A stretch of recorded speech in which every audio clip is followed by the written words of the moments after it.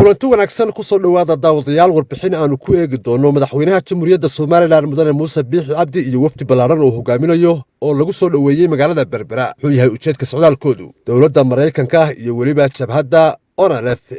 markaasi mucaaradka ku ahayd muddada dheer gobolka Soomaalida Itoobiya oo ku kulmay magaalada Washington ee dalka Mareykanka kana wada hadlay arrimo xasaasi ah oo ka dhan ah dowladda Itoobiya iyo ismaamulka Soomaalida Itoobiya iyo waliba qodobo kale aynu ku bilownay ee madaxweynaha jamhuuriyadda Soomaaliland mudane Muuse Biixi Cabdi iyo wafdi ballaaran oo hogaaminayo oo safar shaqo maanta ugu ambabaxay magaalada Berbera ayaa si ballaaran waxa loogu soo dhaweeyay degmooyinka Dacar Buruq, Abdaal iyo tuulooyinka kale ee teesan markaasi inta u dhaxaysa magaalooyinka Hargeysa iyo Berbera.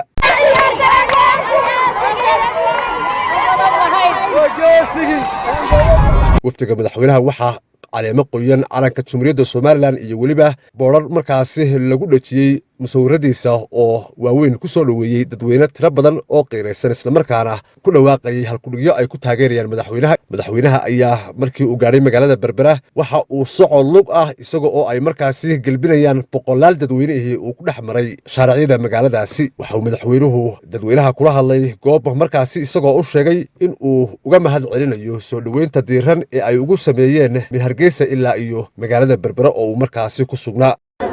wadaadiyo warallaba aad iyo aad baan idinka mahadnaqaynaa garinkaa dambe cadeedda kulun iyo soo dhoweynta iyo go'aannimada aan ugu soo dhoweyseen aad iyo aad baan idinka mahadnaqaynaa jasaakumullahu khayr. odayaashii iyo madaxdii degmadu codsiyadii ay soo jeediyeen waa 3 waa biyo waa caafimaad iyo tacliim saddexdaba waa loo baahan yahay. hawsha adduunyadu waa tiro 9aad oo ma tognoyno kolba tallaabaynu qaadaynaa hawlaha iyo furintaha culus waa qaadanaynaa biyuhuna waa koy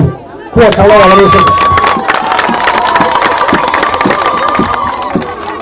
wasalaamu calaykum waraxmatullaahi wabarakaatuh. madaxweyne Muuse Biixi Cabdi ayaa la filayaa in uu maalinta sabtida ee inagu soo aadan uu xariga ka jaro dhismaha madaarka diyaaradaha ee magaalada Berbera oo si rasmi ah markaasi loo furayo kadib markii dib u habeyn iyo ballaarin markaasi lagu sameeyay. garoonkana ayaa markii hore sida uu qorshuhu ahaa dowladda Soomaaliland iyo dalka isutaga Imaaraadka Carabtu ay waxay ku heshiiyeen in markaasi laga dhigo saldhig military oo ay Imaaraadka Carabtu halkaasi ku yeelanayaan hase yeeshee muddo kadib intii uu madaxweynaha Soomaaliland Muuse Biixi Cabdi talada la wareegay ayaa arrintaasi wax iska bedeleen isla markaana garoonkani loo bedelay mid rayid oo markaasi sidiisii caadiga ahayd u shaqeeya waana garoonka ugu weyn ee guud ahaan Soomaaliland iyada oo ay ka soo degi jireen diyaaradaha kaargoga ah ee markaasi sida xamuulka waaweyn. magaalada Berbera ayaa waxaa laga hirgeliyey mashaariic kala duwan oo ay ka mid yihiin garoonkaasi iyo waliba ballaarinta lagu sameeyey dekedda caalamiga ah ee magaalada Berbera. xarunta baarlamaanka dalka Mareykanka ee Capitol Hill ee Washington DC ku taala ayaa waxaa maanta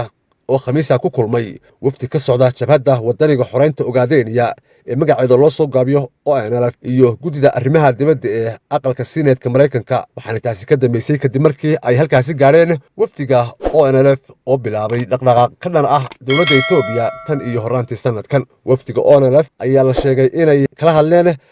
xubnaha aqalka Seneedka sidii wax loogala qaban lahaa dhibaatada shacbiga Soomaalida Itoobiya uu ku hayo maamulka halkaasi ka dhisan sida ay tibaaxeen xogo markaasi laga helay kulankaasi. ma jiro war faahfaahsan oo ka soo baxay kulanka hase yeeshee mid ka mid ah suxufiyiinta taageera ONLF oo bartiisa Twitterka ku baahiyey sawirada iyo qoraal kooban oo kulanka kaga hadlay ayaa sheegay inay labada dhinac isla qaateen in la sii wado wada hadallada iyo shirarka laba geesoodka ah. kulankii ugu horreeyey ee dhex maray wafdiga ONLF iyo guddiga arrimaha dibadda ee Seneedka Mareykanka ayaa si wanaagsan uga dhacay xarunta Washington DC Capitol Hill. waxaa sii socon doona shirar dambe. shacabka Ogaadeniya ayaa aad u soo dhaweeyey tallaabadan ayuu qoraal ku sheegay Mustafa Cilmi oo ah suxufi wax ka qora arrimaha Itoobiya iyo waliba ONLF. dood adag ayay ka qabtaa ONLF arrinta saliidda laga soo saarayo Ogaadeniya ayuu raaciyey. dowladda Mareykanka iyo ONLF ayaa iska kaashanaya sidii baaritaan loogu samayn lahaa dhibaatada xooggan ee ay bulshada gobolka Soomaalidu kala kulantay meelaha laga qodayo shidaalka waxaana lagula xisaabtamayaa shirkadaha Shiinaha ee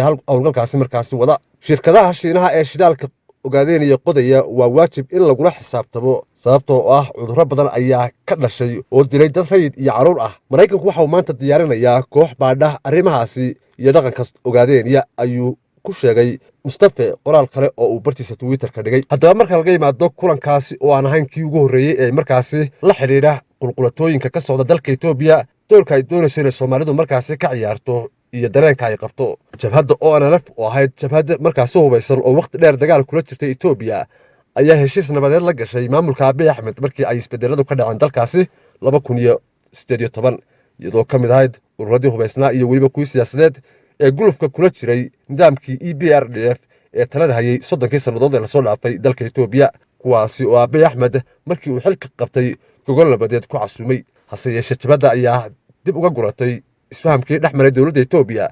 kadib markii ay caqabado badan kala kulantay dhexgalka siyaasadda dalkaasi, gaar ahaanna tan deegaanka Soomaalida oo ay doonaysay inay ka mid noqoto xisbiyada ku tartamaya hogaaminta ismaamulka dowlad deegaanka gobolka Soomaalida. dib u faagashada ONLF ayaa si toos ah u soo shaabaxday